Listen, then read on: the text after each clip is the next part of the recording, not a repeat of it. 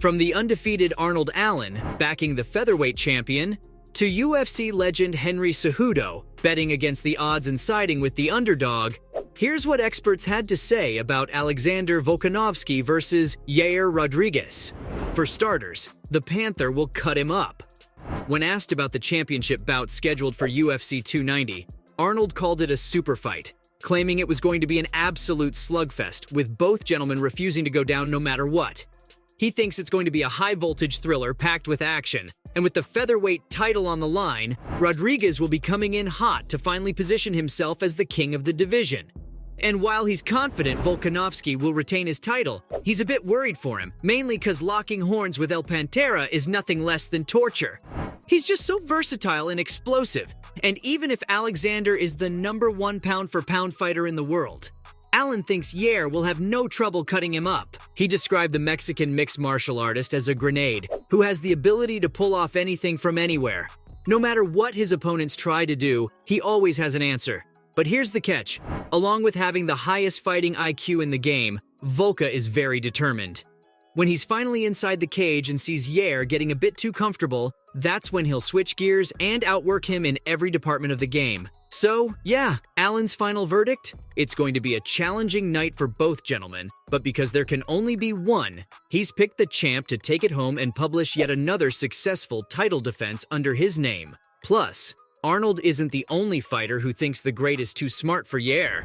Rising UFC featherweight Bryce Mitchell also thinks Volka has it in the bag. This doesn't come as a surprise, people. And before I even tell you what Bryce had to say about the matchup, let me make one thing clear. The majority of the fight world has sided with the Aussie on this one. And in the case of Bryce Mitchell's, he thinks it all boils down to fighting IQ. When Yair and Alexander are finally face-to-face inside the octagon, it's not going to be about who can hit hardest, because fight fans already know both men pack enough power to score a knockout. It's going to be about who can find those sneaky openings and awkward angles to hurt their opponent. When it comes to the mental game, Volkanovski is perhaps the smartest fighter in the entire world. He's just so good at reading his opponents, and when you think about it, that just ends up canceling everything Rodriguez can do. Remember how Arnold was talking about the Panther being able to pull anything from anywhere? Well, that's not really of use when your opponent is Volkanovski, who does a tremendous job at reading the game. Also, Mitchell's has an interesting theory about how the great might execute something different in this matchup. Instead of going in for the kill, he might just consider hanging back a bit and letting Yair do most of the work, leading to some serious fatigue in the later rounds. And since Alex has an insane gas tank, he'll conserve most of his energy and destroy the interim champ late in the fight. But hey, at least these guys aren't ruling Yair out like Brandon Royval, right? Even though Arnold and Bryce both picked the Aussie, their predictions were still fairly balanced. I mean, they still think Rodriguez has enough to pull off an upset, but not Brandon Royval. He thinks Mexican MMA doesn't even stand a chance against the mighty champion, and his reasoning is simple: experience, skill, and strength. Brandon thinks the great outshines Yair in every department of the game. Not only does he have more experience going up against skilled fighters, but he's much stronger than a regular featherweight. Let's not forget, Alexander's even fought at welterweight before. And considering how he used to be a buffed rugby player prior to fighting, he has the strength to cancel out anything Yair tries to throw at him. Whether it's grappling or those explosive kicks of his, Volka is strong enough to fend off everything and just continue building up that forward pressure. So, when Yair finally runs out of gas, that's when he really starts to take over. But here's the thing, the longer he takes, the more chances of Rodriguez clipping him with a nasty strike, so who knows? This might just turn into a brawl early on in the matchup, with both these guys going in for the knockout. Either way, Royval believes Yair's already a dead man walking. But what does the champion himself have to say about his next opponent? Well, believe it or not, unlike all these predictions, Volkanovski is giving Yair the credit he deserves. One thing I love about Alex is that no matter who he's fighting, there's never any bad blood. I mean, there's a lot of competitiveness and hype around the fight, but it's never been disrespect.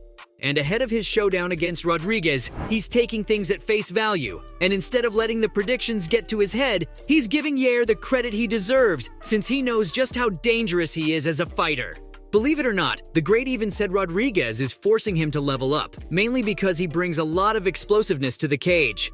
Oh, and remember how I was telling you about Volka trying something different this time around? Well, it turns out he actually said it himself. The featherweight champion labeled Yair as one of the most dangerous fighters he'll ever take on. And when it comes to preparations for the fight, the Aussie explained how it's making him think differently this time around. Personally, I think the main reason Alex is a bit more cautious is because Yair can dominate. I mean, all of us have seen the Aussie dominate his opponents, but when it comes to the Mexican, it just can't be done. He's just so aware all the time, and because of that, controlling the pace of the fight is always a tussle. Volka, on the other hand, loves keeping things under his control, and when he knows that's not going to happen against Rodriguez, he's taking things differently, and who knows, we might just see a different fighter at UFC 290. Even bantamweight fighter Sean O'Malley thinks Yair can't be dominated. Surprisingly, this is the first prediction in this video in favor of the challenger. You see, Sugar believes his and Yair's fighting styles are quite similar. And since he's been watching Alexander fight for the longest time now, he thinks having that unpredictability inside the octagon will go a long way, especially against a guy who loves to read his opponents and identify patterns. Plus, Sean also talked about how Yair has this habit of hitting back every single time. The guy could be bloodied up, inches away from collapsing, and if he sees an opening, you can bet he's going to launch something your way. So, yeah, O'Malley thinks Yair will come out victorious at UFC 290. Alexander just isn't used to spontaneous fighters like him. He's more old-fashioned. And like I said before, he likes to figure out patterns. And when the Mexican isn't giving him anything to eat, he'll throw himself in awkward positions, giving Yair a chance to land a knockout blow. But yeah, O'Malley still thinks Volka is presently the best fighter in the world, and even though he managed to go the distance with the dominant lightweight champion, it is just too hard to manage inside the cage. And finally, time for what former double champion Henry Cejudo had to say about the matchup.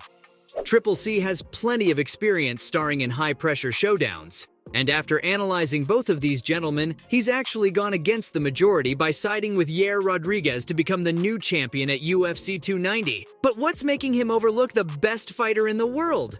Well, believe it or not, Henry thinks Yair's leg kicks alone are enough to subdue the Aussie. And I know what you're thinking right now, that's a pretty big statement right there. But here's the thing, Cejudo straight up said that if he was ever asked to fight the Mexican, he'd decline in a heartbeat because there's no way he wants to defend those kicks. Also, since the Panther is considerably taller than Alex, it's going to be fairly easy for him to control the distance while swinging some kicks. Of course, he doesn't have the same advantage when it comes to boxing because they have the same reach. But yeah, that's kind of the reason why Cejudo picked Rodriguez over Alexander. Henry isn't too confident about the interim champion's chances in case Volka shows up with a different game plan. The former double champion acknowledged the great's crazy endurance and thought the fight was his, provided it went this far.